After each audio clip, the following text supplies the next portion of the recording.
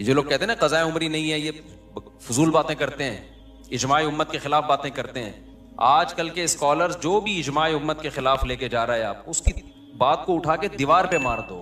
इस पर इजमाए उम्मत का, आजकल के मुफ्तियों के इख्तलाफ की कोई वैल्यू नहीं है। जो पहले मसाइल इत्तिफाकी हो चुके हैं वो हो गए। तो आप क्या समझते हो कि आपने नमाज की तौबा कर ली, अल्लाह माफ कर देगा? अल्लाह कहेगा माफ कर दूंगा। माफ क्या करूंगा? टाइम पे कर पढ़नी थी, नहीं पढ़ी, ये जुर्म माफ कर दूंगा। लेकिन जो दैन आपके जिम्मे है वो कोई मुफ्ती या मजहबी स्कॉलर माफ नहीं कर सकता। उसमें हमारे पास अल्लाह की तरफ से दलील होगी। ये लोग जो कहते हैं ना क़ज़ाए उमरी की कोई दलील दो, इनसे बोलो माफी की दलील दो आप, कि बगैर पढ़े नमाजें माफ हो जाती है। तुम कहां से अल्लाह की तरफ एक ऐसी चीज की निस्बत कर देते हो जिसका अल्लाह ने कोई जिम्मेदारी नहीं ली है? कितना बड़ा जुर्म किया, नमाज को साकित कर दिया बगैर किसी दलील के। है भाई, देखो जिसका हक है उसको हक है ना कि वो साकित कर दे। मिसाल से बात समझाता हूं। आपने मुझसे 1 लाख रुपए लिए और पी गए। आपने कहा था 1 महीने बाद दूंगा। भाई ये बच्चों को खामोश करवाएं ऊपर, ठीक है ना? आपने मुझसे 1 लाख रुपए कर्ज लिए। कर्ज किसका था? मेरा। आपने कहा 1 महीने बाद दूंगा। आप 1 महीने बाद नहीं दे रहे, तरसा रहे हैं, तड़पा रहे हैं। 6 महीने गुजर गए, मुझे बहुत गुस्सा आ रहा है कि आजा, पकड़ाई में आएगा तो नहीं छोड़ूंगा मैं तुझे। और मैंने कहा अब तू 6 महीने बाद लेके भी आएगा ना, पैसे तो लूंगा लेकिन सजा दूंगा तुझे, क्योंकि तूने इतना डिले क्यों किया। आपने सॉरी कर ली 6 महीने बाद कि यार माफी चाहता हूं यार। अब जब आपने सॉरी की है, मैंने कहा चलो भाई अब ये कर्ज ले आएगा, अब मैं इस पे गुस्सा नहीं हूंगा क्योंकि मैंने इसको माफ कर दिया। ये जो डिले किया ना, माफ कर दिया। तीसरा बंदा उठ के इसको जाके कहता है अब तू पैसे ना दे, अब तू पैसे मुफ्ती साहब के पैसे ना दे। अगला कहता है भाई क्यों नहीं दूं, एक तो मैंने डिले किया, अब भी मैं ना दूं। तो वो अगला बंदा कहता है भाई इसकी क्या दलील है कि तेरे जिम्मे मुफ्ती साहब के पैसे हैं?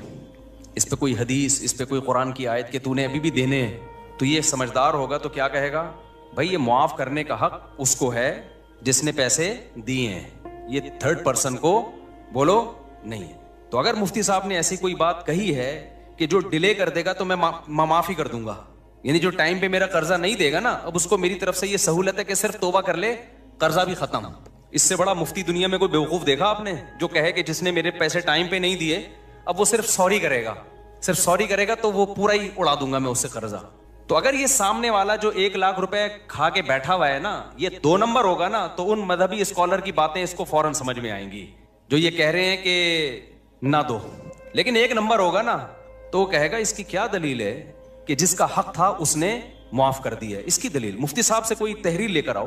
क़ज़ाए उमरी के साथ यही हशर किया है आजकल के मजहबी स्कॉलर्स ने, और आजकल के मजहबी स्कॉलर्स को जिन्होंने अपना बाप बना लिया है, आइम्मा मुज्तहिदीन को छोड़कर, उन लोगों ने भी यही हशर किया है। अल्लाह मियाँ ने कहा था नमाज कायम करो, फजर की नमाज फजर के टाइम पे होनी चाहिए, ज़ोहर की ज़ोहर के टाइम पे होनी चाहिए। लोगों ने क्या किया, नहीं कायम की, कज़ा करते रहे, 10-10 साल तक कज़ा करके अपने ऊपर एक बोझ खड़ा कर लिया। तो आपको ख्याल आया कि यार मैंने बहुत बड़ा जुर्म किया, 10 साल नमाजें नहीं पढ़ी, मैं तौबा इस्तिग़फ़ार करूं। आजकल के जो मजहबी स्कॉलर कुरान और सुन्नत के नाम पे जो बेवकूफ़ बनाते हैं, जिनको कुरान और सुन्नत के अलावा सब कुछ आता है, सेंस तो है ही नहीं। मैं बार बार कहता हूं ये जो आजकल के मजहबी स्कॉलर तुम्हें मुज्तहिदीन से हटा रहे हैं ना कुरान और सुन्नत के नाम पे, खुदा की कसम ये कुरान और सुन्नत में नहीं लेकर आ रहे, ये अपना मंजन बेच रहे हैं। कुरान और सुन्नत जो एक्सप्लेन पहले हो चुका है ना, वो ऑथेंटिक है, वो मुस्तनद है। आजकल के तिलों में तेल नहीं है इन स्कॉलर्स में, ये इत्तिहाद उम्मत के नाम पे अपना मंजन बेच रहे हैं। तो इन्होंने क्या किया, 10 साल एक आदमी ने नमाज नहीं पढ़ी, इतना बड़ा जुर्म किया, अल्लाह का कर्ज उसके ऊपर। हदीस में आता है दैनुल्लाहि अहक्कु अन युक़दा, अल्लाह का कर्ज सबसे ज्यादा इस लायक है कि वो अदा किया जाए। आपने अल्लाह का कर्ज अपने ऊपर लाद दिया। अब आजकल के स्कॉलर में से कोई स्कॉलर उठा, उसने कहा कि सिर्फ सॉरी कर लो अल्लाह ताला से, ये 10 साल की नमाजें क्या हो जाएंगी, मुआफ। जब आप रिलायबल मुफ्तियाने किराम के पास गए, उन्होंने कहा भाई सॉरी करने से ये जुर्म माफ हो जाएगा कि आपने 10 साल तक पढ़ी क्यों नहीं है, लेकिन अल्लाह का कर्जा माफ नहीं होगा। तो वो स्कॉलर जो नाम नेहाद स्कॉलर है, उन्होंने कहा इसकी क्या दलील है कि माफ नहीं होगा?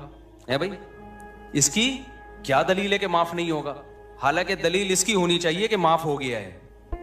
कहें मुफ्ती साहब से पूछ के आओ कि इसकी क्या दलील है कि वो 10 साल की नमाजें माफ नहीं होंगी। मुफ्ती अगर मुफ्ती होगा तो कहेगा इसलिए कि हमारे पास इसकी कोई दलील नहीं मिलती कि अल्लाह ने वो नमाजें माफ कर दी हैं। लिहाजा जो स्कॉलर ये बात कर रहा है ना, मुफ्ती कहेगा कि उससे पूछ के आओ कि इसकी क्या दलील है कि सॉरी से वो सारी नमाजें जिम्मे से साकित हो जाती हैं तौबा करने से। क्योंकि तुम्हारे पास कोई दलील नहीं है कि अल्लाह ने वो माफ कर दी हैं, तो तुम अल्लाह की तरफ इस बात की निस्बत क्यों कर रहे हो जो अल्लाह ने कही नहीं है। कहां अल्लाह ने लिखा है कि जानबूझकर नमाज छोड़ दोगे तो मैं नमाज ही जिम्मे से साकित कर दूंगा? कहीं लिखा हुआ ये? बोलो भाई क्या हो गया? कहीं है कुरान में, हदीस में कि जो 10 साल छोड़ेगा तो खाली सॉरी से उसका कर्जा माफ कर दूंगा? आप खुद कानून साज बन गए हो। लोग कहते हैं कि जी हरज बहुत है 10 साल की नमाजें पढ़ने में, और इस्लाम में तंगी नहीं है। हरज जब है जब 10 साल की नमाजें एक दिन में हो। 10 साल की नमाजें 10 साल में कर लो भाई। 1 करोड़ रुपए लेके कोई बंदा पी गया ना, रोजाना पैसे ले रहा था बटवे से निकाल निकाल के, खरबों रुपए जमा हो गए। तो जब तक जिसके पैसे चुराए हैं वो माफ ना करे और आपके पास दलील ना हो कि इसने माफ कर दी हैं, क्या वो करोड़ों रुपए माफ होंगे इस बेस पे कि ये हरज है इन करोड़ों के अदा करने में? कोर्ट ये कह देगी कि भाई थोड़े थोड़े करके पे कर दो, एकदम न दो। जिम्मे से साकित कर देना ये आजकल के मजहबी स्कॉलर का की बहुत बड़ी जुर्रत है, जो उन्होंने किसकी तरफ निस्बत कर दी? बगैर किसी दलील के किसकी तरफ निस्बत कर दी? अल्लाह की तरफ। और ऐसे जाहिल हैं, मुतालबा हमसे करते हैं कि कुरान हदीस से दलील लेकर आओ कि 10 साल की नमाजें कज़ा करना लाजिम है। भाई जिसने माफ किए हैं आप उससे दलील लेकर आओ। कहां अल्लाह ने लिखा है कि मैंने माफ कर दी? कर्जा अल्लाह का है और माफ कौन कर रहे हैं? आजकल के स्कॉलर। खौफ भी नहीं आता खुदा का इन लोगों को, शर्म भी नहीं आती। समझते हो कि नहीं समझते हो?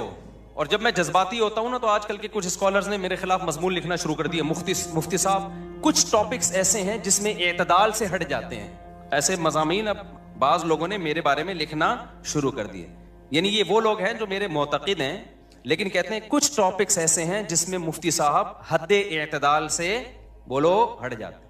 एक आमिलों के बारे में मुफ्ती साहब हद एतदाल से तजावुज कर ले, सारे आमिल गलत। ये थोड़ा मुफ्ती साहब ज्यादती है। एक 3 तलाक के मसले में मैंने कहा ना कि अगर कोई अहले हदीस से फतवा लेके बीवी को रख लेगा वो जिना ही है, बीवी हलाल नहीं होगी। लोग कहते हैं मुफ्ती साहब ये थोड़ी क्या हो रही है? ज्यादती हो रही है, इतना भी सख्ती ना करें। मैं बताता हूं अभी। तीसरा ये मसला क़ज़ाए उम्री। क़ज़ाए उम्री साकित नहीं होती जिम्मे से, इजमाए उम्मत के खिलाफ है। ये कोई दलील नहीं है। नमाज से बढ़कर इस्लाम में कोई हुक्म बोलो नहीं है।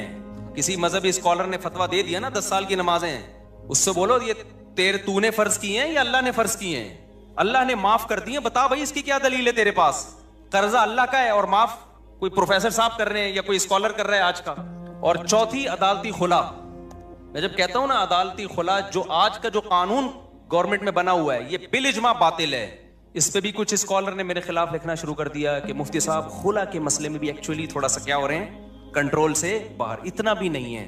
टॉपिक से हटके मैं थोड़ा इन चारों को थोड़ा एक्सप्लेन कर दूं ताकि पता चले कि ये एक्सट्रीम लेवल पे नहीं हूं, मैं एतदाल पे हूं। देखो एतदाल किसे कहते हैं? जो चीज जैसी है उसको वैसा रखना। एक चीज काली है ना, एक आदमी कह रहा है ये सफेद है, मैं कहूं ये धक काली है भाई, इतनी काली है कि अंधेरे में नजर ही नहीं आएगी।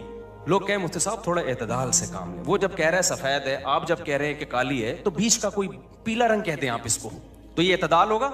ये झूठ होगा भाई। जब 100% ब्लैक है, किसी भी जाविये से देखो ब्लैक है, तो उसको ब्लैक कहना ही एतदाल है। तो ये जो खुला का मसला है ना, खुला का अभी एक नया क्लिप आया है कि मेरे खिलाफ फिर किसी ने, पुरानी आदत है उनकी, उनको चैन नहीं आता जब तक मेरी वीडियो लगा के रिएक्शन ना करें ना। तो मैंने ये अदालती खुला का कहा ये झूठ है, बकवास है। इसकी बेस पे अगर कोई औरत कहीं और निकाह करती है वो जिना है, वो निकाह नहीं है। चंद कंडीशन ऐसी हैं जिसमें हम उस खुला को मोतबर मानते हैं, वो हैं, वो तो मैं बता चुका हूं। चंद कंडीशन ऐसी हैं, लेकिन अलल इतलाक कोर्ट के पास ये हक हो जाए कि औरत जब जाए कोर्ट उसको खुला की डिग्री पकड़ा दे। जैसे कि लॉ यही है, लॉ तो पाकिस्तान में ना, हजरत वीडियो ना बनाए, जो पाकिस्तान में लॉ है ना वो यही है कि जज पाबंद है कि वो खुला देगा। ये खुला कलदम है, इसकी कोई हैसियत बोलो नहीं है। इस पे मशहूर ज़माना स्कॉलर ने अभी दोबारा मेरे खिलाफ क्लिप बनाया कि मिशकात की इतनी हदीसें और फलानी इतनी हदीसें हैं। एक हदीस मिशकात की या पूरे ज़ख़ीरे हदीस में, मेरा चैलेंज है खुदा के लिए मार्केट में ले आओ यार। हमारे कान तरस गए, आंखें तरस गई हैं। कोई एक हदीस ऐसी नहीं है जिससे पता चलता हो कि औरत को तलाक का या निकाह खत्म करने का हक है बजरिया कोर्ट।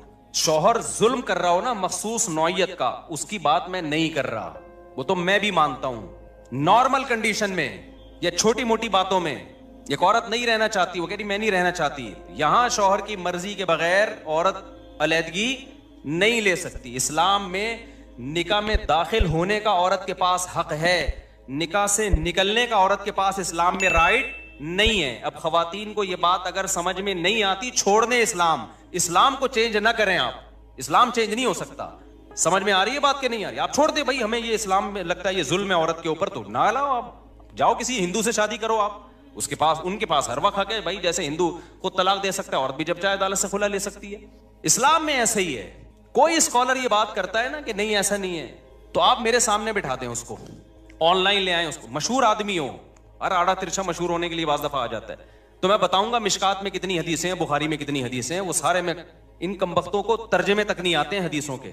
अगर औरत के पास भी ये राइट होता है ना, कॉमन सेंस भी कोई चीज होती है। कुरान हदीस तो पहले कॉमन सेंस होगी तो कुरान हदीस समझ में आएगा ना। कॉमन सेंस ही नहीं है, कुरान हदीस तो वैसे ही नहीं इन बेचारों के पास, और कॉमन सेंस भी नहीं है। और वो आजकल हमें हटा बता रहे हैं कि अबू हनीफा इमाम शाफी को फॉलो ना करो, इन लोगों को फॉलो करो।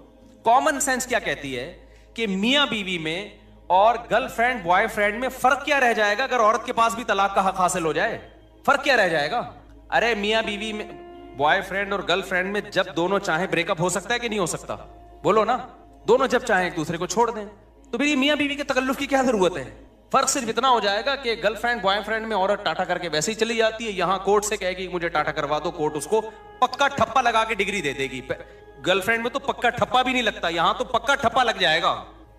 गर्लफ्रेंड बॉयफ्रेंड और मियां बीवी का फर्क ही खत्म हो जाएगा। इतनी सेंस इस बेवकूफों में नहीं है, और ये हमारे बाप बने हुए हैं, मिलियन मिलियन सब्सक्राइबर लेके बैठे हुए हैं ये लोग। मैं तो कहता हूं इस कौम के साथ सही हो रहा है। जैसे सियासी हुक्मरान जब कूटते हैं ना मैं पकड़ के, तो सही कूटते हैं भाई। वोट किसने दिया था? वोट भी तो मैं और आप ही देते हैं ना। तो ये जो मजहबी स्कॉलर मंजन बेच रहे हैं ना और उल्लू बना रहे हैं आप, ये बिल्कुल सही हो रहा है आप लोगों के साथ, क्योंकि आपने कुरान और सुन्नत को समझने के लिए अबू हनीफा पे एतमाद नहीं किया। आपको लगा वो बेचारों को कुछ भी नहीं आता था, जो ताबीन तबताबीन के दौर के लोग थे, आपको खैर वो बेचारे मंजन बेच के चले गए। आपने इमाम शाफी पे एतमाद नहीं किया, जिनको करोड़ों लोगों ने फॉलो किया है, आपने कहा उनको नहीं पता था। आपने इमाम मालिक पे एतमाद नहीं किया, आपने इमाम अहमद बिन हंबल पे एतमाद नहीं किया। जब इतने बड़े बड़े फुकाहा पे आपने एतमाद नहीं किया, तो अल्लाह ने आपको इन मंजनों के हवाले कर दिया है कि ये मंजन बेचेंगे और तुम क्या करोगे? इनसे मसाइल पूछोगे। तो मैं बहुत कॉन्फिडेंटली ये कहता हूं, ये खुला कलदम है, इसकी कोई 2 टके की हैसियत नहीं है। जज अपनी बीवी को तलाक दे सकता है, किसी और की बीवी पे अल्लाह ने जज को इख्तियारात, बोलो ना, नहीं दिए। अब खवातीन को ये पसंद ना आए तो छोड़ दें इस्लाम को। जहां इतने सारे करोड़ों काफिर हैं, चंद औरतें अगर जहन्नम में चली जाएंगी तो हमारी सेहत पे कोई फर्क नहीं पड़ेगा। क्योंकि आजकल एक नया भूत ये सवार हो गया मजहबी स्कॉलर्स पे कि खवातीन को खुश करने के लिए उनके वो हुकूक बयान किए जा रहे हैं जो इस्लाम ने दिए नहीं है। फेवर लेना है इनको। जैसे कह दिया ना औरत पे सास की खिदमत नहीं है, शौहर की खिदमत नहीं है। अबे ना वो बच्चे पैदा कर रही है, ना वो शौहर की खिदमत करेगी, ना वो सास की खिदमत करेगी, कमाना उस पे वैसे ही लाजिम नहीं है, तो वो पेड़े खाने के लिए आई है घर में क्या? ऐसी बात करते हो जो तुम अपनी बीवी पे मुंतबिक नहीं कर सकते। तुम्हारी बीवियां कैसे घरों में रहती हैं? ना वो तुम्हारी माँ की खिदमत करेंगी, ना तुम्हारी खिदमत करेंगी, ना बच्चे तो वैसे ही पैदा नहीं हो रहे। एक आध होता है, उसके बाद बढ़ गया, बच्चों का प्रोग्राम सारा क्या हो गया? बढ़ गया। वो बात करो जो तुम खुद सोसाइटी में अपने ऊपर झील सकते हो। तुम्हारी माँ तुम्हारी बीवी को कह रही है पानी पिलाओ, और तुम्हारी बीवी आगे से कहते सास की खिदमत तुझ पे वाजिब नहीं है, तुम्हारी गैरत कहां चली जाएगी उस वक्त? समझ में आ रहा है कि जापान से आया हूं, गुस्से में हूं क्योंकि वहां मैंने खानदानी निजाम देखा है तबाह होते हुए। ये नहीं किस्म के लोग वहां भी ब्रॉड माइंडेड पैदा हुए, बेड़ा ही गरक कर दिया पूरे सिस्टम का। जो इस्लाम ने औरत को हुकूक दिए हैं वो बड़े खानदानी हुकूक हैं। उन हुकूक की बात करो भाई, जो हुकूक इस्लाम ने दिए हैं। इस्लाम ने ये कहीं नहीं कहा कि तुम्हारी बीवी ना तुम्हारी माँ की खिदमत करेगी, ना तुम्हारी रोटी पका के खिलाएगी। इस्लाम ने कहा है भाई खर्चा तुम्हारे जिम्मे है। नबी सल्लल्लाहु अलैहि वसल्लम ने मोहब्बत सिखाई है अपनी ज़ौजा की, कि जहां से अम्मी आयशा बर्तन से मुंह लगा के पानी पीती, वहीं से आप भी मोहब्बत का इजहार करते। कभी आपने अपनी बीवियों को मारा पीटा नहीं है, हाथ नहीं उठाया, बर्दाश्त किया। ऊंच नीच हर घर में होती है। अपने साथ सफर में लेके जाते थे, दावत में लेके जाते थे। ये हुकूक हैं जो इस्लाम ने दिए। ये वाले दो भाई, तुम क्या सिखा रहे हो उनको कि जब मुंह उठाए वो अदालत में जा रही है?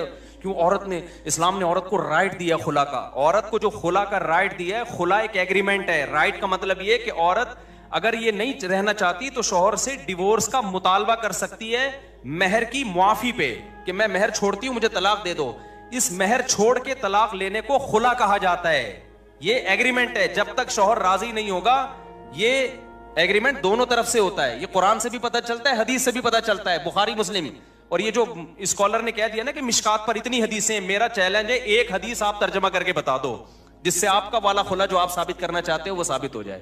तो मैं जब किसी पे इतना मजबूत दावा कर रहा हूं ना तो फेंक नहीं रहा होता मैं बैठ के यहां। समझ में आ रही है बात। एक दूसरी बात आमिलों के बारे में, अभी हमारे एक दोस्त हैं हजरत यानी क्या नाम है, मुझसे जूनियर हैं अगरचे काफी वो, लेकिन काफी पॉजिटिव काम कर रहे हैं, मुफ्ती रशीद अहमद खुर्शीद साहब हैं मुझसे काफी जूनियर लेकिन माशाल्लाह बहुत अच्छा काम कर रहे हैं, पॉजिटिव। उनसे किसी ने सवाल पूछा कि मुफ्ती तारिक मसूद साहब आमिलों के बहुत खिलाफ हैं, बहुत एक्सट्रीम लेवल पे गए हुए हैं। उन्होंने अपने हिसाब से जवाब दिया कि भाई वो थोड़ा सारे गलत नहीं है, कुछ इनमें ठीक भी हैं। आमिलों के बारे में सारे गलत नहीं होते, कुछ इनमें बोलो ठीक। एक तो ये बात भी की कि भाई रुकिया तो इस्लाम में साबित है, तो मैं रुकिया का तो मैं मुनकिर नहीं हूँ भाई। दम तो मस्जिद के इमाम से करवा लो, जिन चुड़ैल भूत भी किसी पे करोड़ों में किसी 2-4 पे आ सकता है, तो किसी भी नेक आदमी से दम करवा लो। और हजरत मुफ्ती मूसा रूहानी बाजी रहमतुल्लाह अलैह वो आमिल नहीं थे, खुदा के लिए उनको बदनाम मत करो, वो आमिल नहीं थे। ये उनकी करामत थी कि कोई भी कुछ लिख के दे दिया करते थे, अल्लाह उनको दुआ थी, उनकी माँ की या किसी बुजुर्ग ने उन्होंने खिदमत की थी, गालिबन उनकी वालदा ने उनके लिए दुआ की थी कि तू किसी के लिए कुछ भी लिख के दे देगा अल्लाह उसको पूरा कर देगा। तो अहलुल्लाह के साथ अलग मामलात होते हैं, वो आमिल नहीं थे। मैंने ये बात बयान में कही थी, उनके बेटे ने आके फिर जामिअत रशीद में बताया कि वाकई मेरे वालिद साहब आमिल नहीं थे। ये करामत थी उनकी कि किसी को भी कुछ लिख दिया तो बस वो हो गया। करामत के तो फिर कुछ भी हो सकता है ना। तो ये जो उनका भी बयान आया अपने लिहाज से उन्होंने ठीक कहा, अपने लिहाज से कि आमिल जो है एक्चुअली कुछ यूं भी होते हैं, कुछ 1-8% सही भी होते हैं, 1% भी सही नहीं होता। अगर मुझे एक बंदा आमिलों में सही मिल जाए ना, मैं अजायब घर में रखवाऊंगा, 1 करोड़ रुपए का टिकट लगाओ उसके ऊपर, क्योंकि ऐसी चीजें मार्केट में है ही नहीं। आप कह सकते हैं वो भी आपसे जूनियर हैं और अच्छा आप खुद कह रहे हो कि भाई जामिया के टीचर हैं, उस्ताद हैं, तो क्या वो गलत बोल रहे हैं? वो गलत बोल रहे हैं, ठीक है।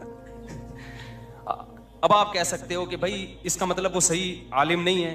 भाई इसका इल्म दीन से ताल्लुक नहीं है, समझ रहे हो। उलमा से वो चीजें पूछें जिनका दीन के इल्म से ताल्लुक है, निकाह तलाक के मसाइल, विरासत के मसाइल। आमिल सही होते हैं गलत होते हैं, ये कुरान और सुन्नत का मसला नहीं है, ये मुशाहिदे का मसला है।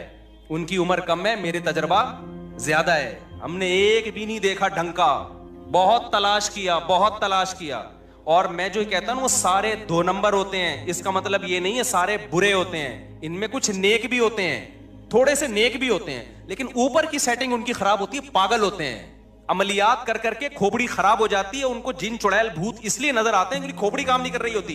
आपकी खोपड़ी काम कर रही होती है, आप उनके पास बैठते हो तो थोड़े दिन में आपकी खोपड़ी भी क्या हो जाती है, आउट। फिर आप कहते हो यार मैं भी जब हजरत जी के पास गया था, एक चुड़ैल उन्होंने मुझे दिखाई, वहां से भूत दिखाया। अबे वो कुछ भी नहीं दिखा रहा, वो खुद पागल है, वो खुद दिमाग खराब हो गया उसका, फलीते फलीतों में पढ़ पढ़ के। तुम क्यों पागल हो रहे हो? उसके पास जाने से पहले कभी तुम्हें ये नजर आता था चुड़ैल और भूत तुम्हें नजर आते थे कभी? तो ये मंजन हमारे सामने किसी आमिल के बाप में दम है, आए एक जिन चुड़ैल भूत मेरे सामने लाके दिखाए, बकवास है, ये मंजन है। मैं इतना कॉन्फिडेंटली जब इनके और मुफ्ती रशीद अहमद खुर्शीद तो हमसे बहुत जूनियर हैं, इस बारे में मैं अपने अकाबिर को नहीं मानता। नहीं आ रही मेरा ख्याल है बात समझ में, मैं अपने बुजुर्गों को नहीं मानता इस बारे में। आप कह सकते हो अच्छा आप अपने बुजुर्गों से भी आगे निकल गए।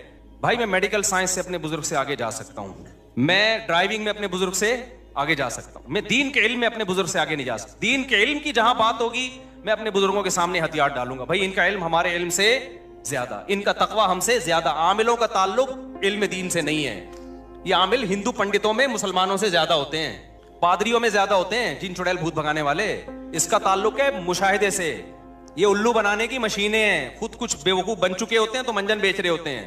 तो ये कॉन्फिडेंटली कह रहा हूं मैं, कॉन्फिडेंटली। ऐसा नहीं है कि हवाई एकदम सुबह उठा तो आमिलों के खिलाफ तकरीर शुरू कर दी। कोई भी ढंग का नहीं है, इनसे दूर रखो अपने आप को।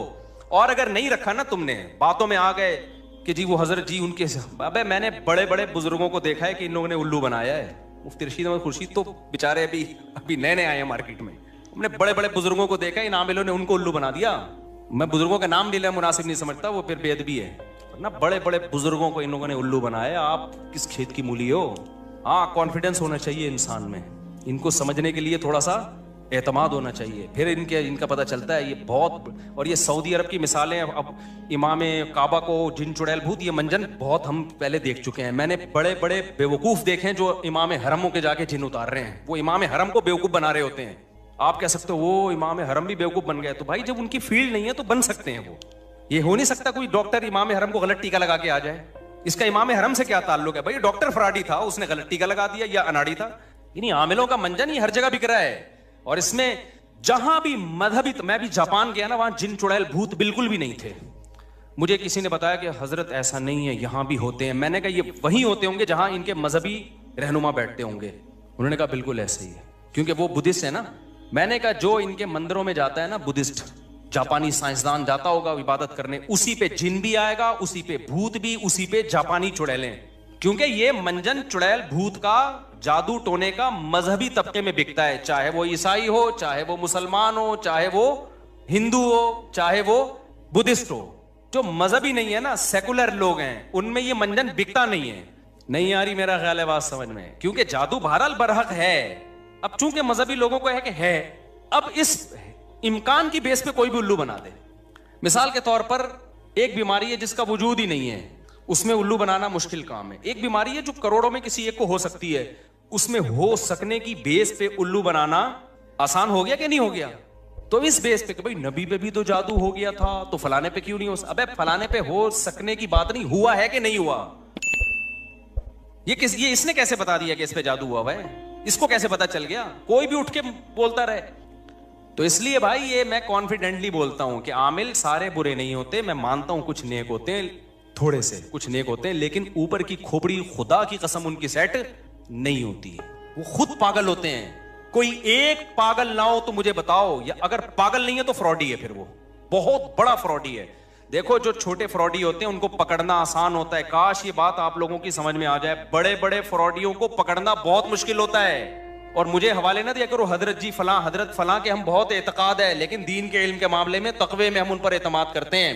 आमिलों के मंजन में हम उन पर एतमाद बोलो ना नहीं करते। बाकी जादू बरहक है, जिन्नात भी आ सकते हैं, करोड़ों में किसी एक पे आ जाता है। तो उसका इलाज ये है कि सूरह फलक सूरह नास पढ़ के दम करो, या मस्जिद के इमाम या किसी नेक आदमी से दम करा लो। बस इससे आगे बढ़ने की कोशिश करोगे तो मामला प्रोग्राम बढ़ जाएगा। वक्ती तौर पे ठीक हो जाओगे, फिर दोबारा चुड़ैल आएगी, फिर तुम्हारी नस्लें बर्बाद हो जाएंगी। फलीते पलीते, एक धागा यहाँ एक यहाँ पर फलीता, इतना अजाब में मरोगे भी साले, उसी मुसीबत में मरोगे तुम। फलीतों पलीतों से जान नहीं निकलेगी तुम्हारी कभी। हमारे यार अल्लाह ने इतने हमें औलादें दी हैं, हमारे घर में बच्चे बीमार भी होते हैं, सेहत भी होती है। हमने तो कभी ना कोई फलीता, ना कोई पलीता, ना किसी आमिल, ना कि मैंने तो आमिलों को चैलेंज किए, तेरे बाप में दम में तो आ यार, 2-4 चुड़ैल भूत हमारे घर भी भेजना। ये मंजन उन्हीं लोगों को बिकता है जो इन लोगों को मानते हैं। और ये सिर्फ मुसलमानों में नहीं है, ये हिंदुओं में भी है। ये मजहबी लोगों का मंजन है। सेकुलर लोग तमाम तर ऐबों के बावजूद इस ऐब से बचे हुए हैं। अंग्रेज सेकुलर है ना, वो जब रॉकेट भेजता है ना चांद पे, फट गया था ना एक दफा रॉकेट भेजा था, अगर वो पंडित जी के से दम करवा के या किसी मुस्लिम स्कॉलर से दम करवा के भेजता ना, तो कहता ये इस दफा कुछ चुड़ैल ने कुछ ऊपर जाके किया है। उनके सारे साइंसदान बकरे काट रहे होते वहां बैठ के। उन्होंने देखा यार जब तबाही हुई है तो कोई ना कोई लॉजिक होगी, उसकी लॉजिक को तलाश करो। मियाँ बीवी की लड़ाइयां हैं, मामला सही नहीं है। जब लड़ाइयां हो रही हैं तो इंसान के बच्चे बनो ना, देखो गलती किसकी है, कौन पहले बदतमीजी से बात शुरू करता है, फिर लड़ाई होती है। आमिलों ने ये धंधा ही सारा खत्म कर दिया। आमिलों ने बोला अपनी गलती की इस्लाह मत करो, असल में तुम्हारी सास ने तुम्हारे ऊपर चुड़ैल भेजी हुई है। बजाय इसके कि आदमी देखे कि नताइज गलत जो निकल रहे हैं तो मैं ठीक हो जाऊं या बेगम ठीक हो जाए, वो अपने आप बारे में सोचे ये क्यों झगड़ा हो रहा है ना भाई। वो तावीज रखा हुआ होगा बेल में, 15-16 साल पुरानी बात है। मुझे पता था ये बहुत नालायक है ना, लड़ रहे थे बदतमीज से, दोनों एक नंबर के। शादी से पहले ही बदतमीजी में मशहूर थे, तो जाहिर है शादी भी हो गई तो फिर तो बदतमीजी इंतहा को पहुंचेगी। लड़ाई झगड़े ही नहीं खत्म हो रहे। लड़की का भाई चला गया किसी बुजुर्ग के पास, वो बुजुर्ग भी हमारे यहाँ बड़े बुजुर्ग समझे जाते हैं। अफसोस तो इस पर है ना, मैं 2 नंबर आमिलों के खिलाफ नहीं बोलता, ये जहन में रखो, मैं 1 नंबर के खिलाफ बोलता हूँ। ये भी मेरी बात को ना गलत ले जाते। 2 नंबर तो सब मानते हैं 2 नंबर हैं, जो 1 नंबर है वो भी 2 नंबर है, मैं उनके खिलाफ बोल रहा हूँ। क्या करें, बात से बात निकल। पहले ये सुना दूं ना, तो उसने बताया कि वो जो है ना, वो हमारे वो फलां बुजुर्ग हैं, उन्होंने कहा इनके घर में एक बेल है, उसमें तावीज़ किया किसी ने। मैंने कहा उल्लू ना किसी और को बनाना, किसी और को बनाना उल्लू। तुम्हारी किस्मत में ये लिखा हुआ है कि तुम बजाय इसके कि अपनी बहन को समझाओ जो बदतमीजी कर रही है वो, या शौहर के रिश्तेदार मियाँ को समझाएं कि अगला गुस्से होता है तो तू थोड़ी देर के लिए इंसान का बच्चा बन जा, घर तो ऐसे ही चलता है ना। वो उसके घर में बेल ही नहीं थी, इत्तेफाक की बात ये। लेकिन ऐसी अंधी अकीदत है ना इन कमबख्तों की, वो जितना मर्दी झूठ बोल दे, नहीं जी हजरत जी हैं, बनियान कमबख्त सूंघ सूंघ के औरतों के बता रहे हैं। ये तो मैं 2 नंबरों की बात कर रहा हूँ। औरतों के बनियान सूंघ के बता रहे होते हैं कि इस पे जिन्न है। तुम्हें शर्म नहीं आती अपनी औरतों के बनियान मर्दों गैर मर्दों को सुंघाते हो यार? अपना पजामा सुंघाया करो जाके। इसको कोई मांगे ना तो अपनी बनियान लेकर आ, बोला ये मेरा अंडरवेयर है, ये अपनी नाक में घुसेड़। इन कमबख्तों का इलाज ही है। एक आदमी ने आमिल के साथ सही किया था, उसने कहा आपके बाल चाहिए, उसने जेरे नाप बाल ले जाके दे दिए उसको। सही किया बिल्कुल। मुझे अच्छा नहीं लग रहा मस्जिद में ये बातें करते हुए, लेकिन तुम्हारे दिलों से मैं तुम्हारी जिंदगियां बचाने के लिए इन कमबख्तों की अकीदत निकालना चाहता हूं। दुश्मनी तो मैं मोल रहा हूं, तुम्हें थोड़ी कुछ कहेगा। दुश्मनी तो मैं मोल रहा हूं। तो बात आई थी दिमाग में, पता नहीं निकल गई, इतनी खानदानी बात आई थी। तो वो उसने कहा बेलों के ऊपर जो है ना, ये सारा आज का जो टॉपिक ही बढ़ गया सारा इन आमिलों के चक्कर में। सारा टॉपिक ही जो मैं कितना शुक्र का और वो लेके चला था, वो टॉपिक तो बढ़ गया। ये भी जरूरी है भाई। इन आमिलों के मुफ्ती रशीद अहमद खुर्शीद साहब हमारे लिए काबिल एहतराम है, काइंडली, लेकिन ये आमिलों के बारे में किसी की बातों में ना, कोई इन दिलों में तेल नहीं है। तो बात इतनी खानदानी थी यार, आमिल के बारे में थी, निकल गई दिमाग से। तो कोई भी हरम का इमाम का इलाज कर रहा है, ये सब मंजन होते हैं इन लोगों के कि मैंने इमाम में फलाने का किया तो मैंने ढिमकाने का किया, तो वो फिर तस्वीरें लगा लगा के हाँ याद आ गया, अल्हम्दुलिल्लाह, अल्लाह का बड़ा। देखो मेरे साथ भी किसी की तस्वीरें देखो ना कि मैं उसके लिए दुआ कर रहा हूँ, उसकी मस्जिद में खड़े होकर उसके लिए दुआ कर रहा हूँ, तो वो आपसे अगर चंदा मांगता है तो इन तस्वीरों की बेस पे आप चंदा बोलो मत दो कि भाई मुफ्ती साहब इसकी मस्जिद में जाके दुआ। मैंने जब चंदे का बोलना होगा तो मैं अपने मुंह से फूटूंगा, क्योंकि इस तरह 2 नंबर लोग भी मुझे कैश कराते हैं कि भाई कहीं भी मस्जिद बन रही है मैं तो चला जाऊंगा दुआ मांगने। तो लोग कहते हैं मुफ्ती साहब इस मस्जिद में खड़े हुए थे तो इसका मतलब ये रिलायबल आदमी है। नहीं भाई, इसका ये मतलब नहीं है। हो सकता है रिलायबल हो सकता है 2 नंबर।